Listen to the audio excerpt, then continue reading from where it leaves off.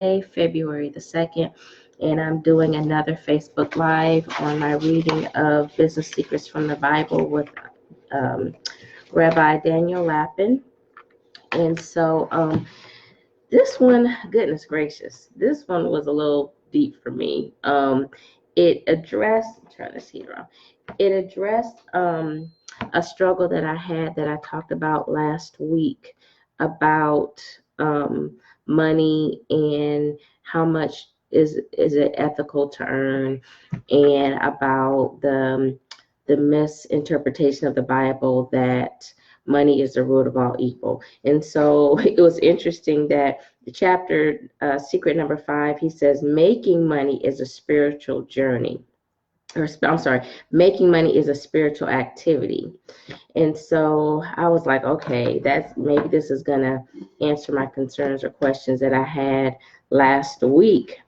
And I'm going to do a lot of reading from the chapter today because I'm challenged with trying to communicate what this means without making it seem like, because when you talk about money, it's just kind of difficult because a lot of people, like they misinterpret the Bible that money is the root of all evil. But then there are a lot of people that make a lot of money, people that are very successful in business. A lot of times they're villainized.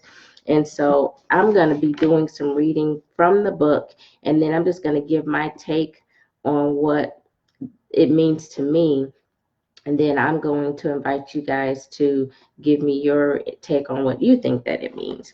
And so he talks about, let's see here. He says, when a man exchanges coins in his pocket for goods he desires, is he performing a physical act or a spiritual act?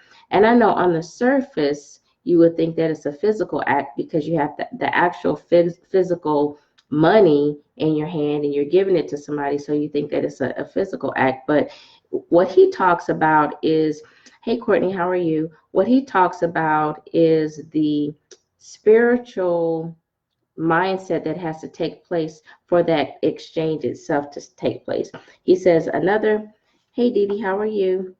He says another criterion for the spiritual is whether the action can be replicated by a machine or an animal. We're not animals, so anything that we do that is not likened to an animal, like eating and walking and the other things that animals do that we do too. Hey, Nelson, how are you? Anything outside of that is a spiritual act because we're human beings. So he says the economic exchange takes place only after two thinking human beings will exchange into existence. The process is spiritual. He talked about how economic activity is another way in which we satisfyingly distance ourselves from the animal kingdom and draw closer to God. Seizing another person's property for force is animalistic and a victory for the serpent, but purchasing that property voluntarily for a price negotiated with the seller finds favor in God's eyes. And that made sense to me. He talked about the root word for coin. He says the etymological origin, oh goodness, for the English word coin and gain. For the English, oh wait a minute, let me back up. Okay, he says the Hebrew language itself, which the word for God's favor is chen, Cheyn. And then he goes on to say that is the origin for the English words coin and gain, but also for the Chinese word for coin. And the word chen also serves as a root of the Hebrew word for store or shop, as well as for a market-based economy, which I thought was pretty interesting. I didn't know that. So this is the part that I'm going to read this word for word. This is the part that really made me think about money, not money, but the exchange of money being a spiritual act. He said one of the Hebrew words for a business professional is omein, which is spelled Ohmein, which means man of faith, and shares the same root word with the liturgical amen. With no verifiable information that he will be successful in selling his wares, the merchant nonetheless purchases inventory. He then delights in selling out his entire inventory even vital commodities like food or clothing, which we need, in exchange for little metal discs. And I'm not sure, I'm going to back up a little bit. I'm not sure if you all know, but for many millennia, money was not in the form of paper. We did not, well, there were other cultures, but I'm talking about in the United States. We did not go to paper money. I think it was until 1913 when the Federal Reserve was established. Before then, we used gold and silver, and in particular, hey Herrera, I think I pronounced that right. In particular, we in our day-to-day transactions, we use silver. We use silver coins. If you think about when Jesus talks about the denarius, there was a parable and he was talking about the businessman and how he had given a denarius for the day's wages. It was in the size, back then it was in the size of a dime, and it was a piece of silver. So that's the reason why he's referring to little metal discs, because we've only had here in the United States, hey Tammy, we've only had paper money for like the last, I don't know, a little over 100 years or so. Then he goes on to say, so he said, he then delights in selling out his entire inventory, even vital commodities like food or clothing, in exchange for little metal discs. He has complete faith that whenever he wishes, there will be someone who will gladly sell him food or clothing. Hey, Marlena, and there will, let me see. He has complete faith that whenever he wishes, there will be someone who will gladly sell him food or clothing, else he may need, or anything else he may need for those very metal discs. It is that faith that converts metal disc and printed paper into money. This faith gives currency its value, and that is so true, because when you think about it, the only reason why our money has value, and I think it says it on the dollar. Let me see if I can find it.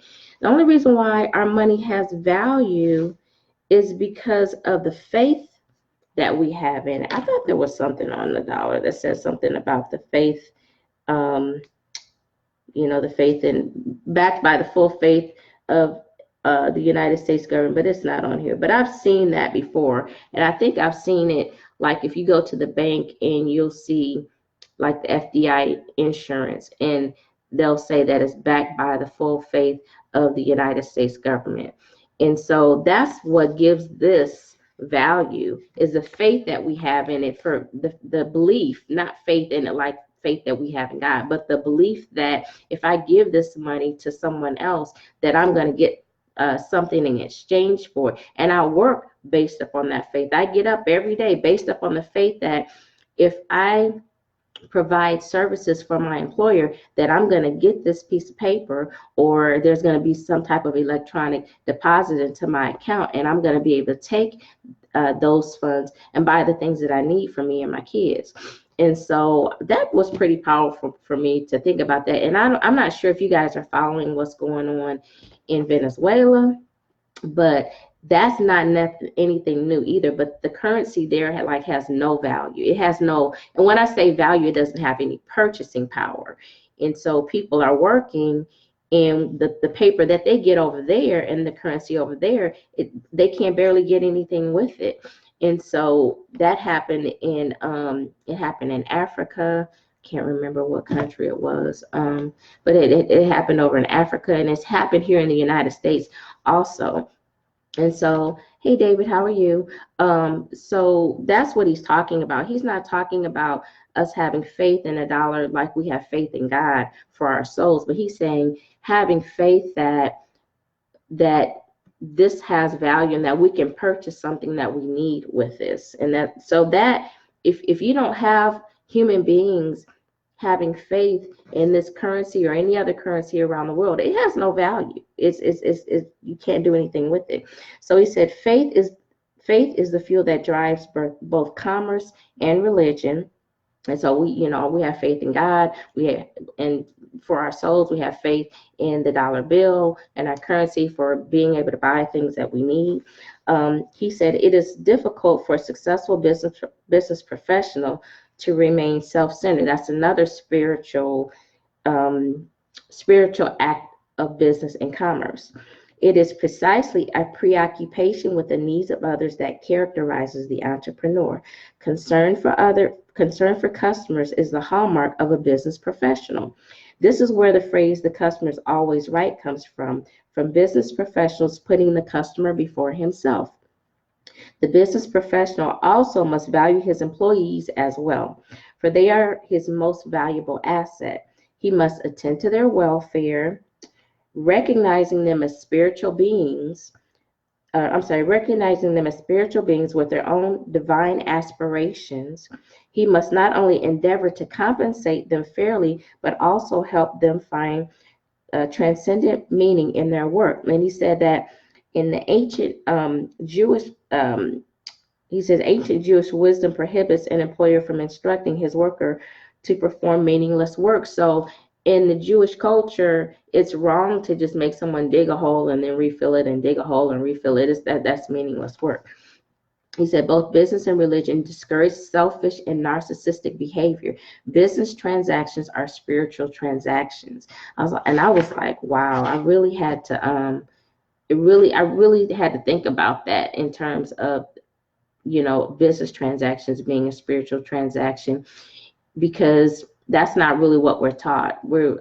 We know that we have to be in business to earn an income and to survive and to get the things that we need. But at the same time, we vilify business and we vilify people that are successful in business. And I think that, this is just my opinion. You guys let me know what you all think in the comments. But I think we just have to understand that that's not the way God designed business. He wanted, and we've talked about this in the prior chapters, that in terms of the purpose of business, in terms of us being in line with what God's purpose is, we need to be preoccupied with serving other people and serving God's children. And when we do that in effective, productive, and efficient way, and we find different ways of doing it, and we're always searching for how we can serve other people and meet other people's needs, then the prosperity and the wealth it'll just be a default. It will just be a byproduct of that. And so that's all I have for today, you guys. I just wanted to share this with you all. This is a nugget of wisdom that I have for today in terms of how to be successful in business and the things that I need to be focused on, things that we need to be focused on as children of God in terms of perpetuating his will. Hey, Oliver, how are you? In terms of perpetuating his will for our lives, using our gifts and our talents to perpetuate this in the marketplace. We all have a unique gift, and we all have something that God has given us that he wants us to share with other people or to meet other people's needs. And the better that we get at doing that, then we can continue to honor and glorify him and perpetuate his kingdom and perpetuate his will. So that's all I have for you all today. You can watch the replay, and I'm also going to put it on my YouTube channel if you're ever over there to check it out. So anyway, I'm headed off to church. All the best to your success, and God bless.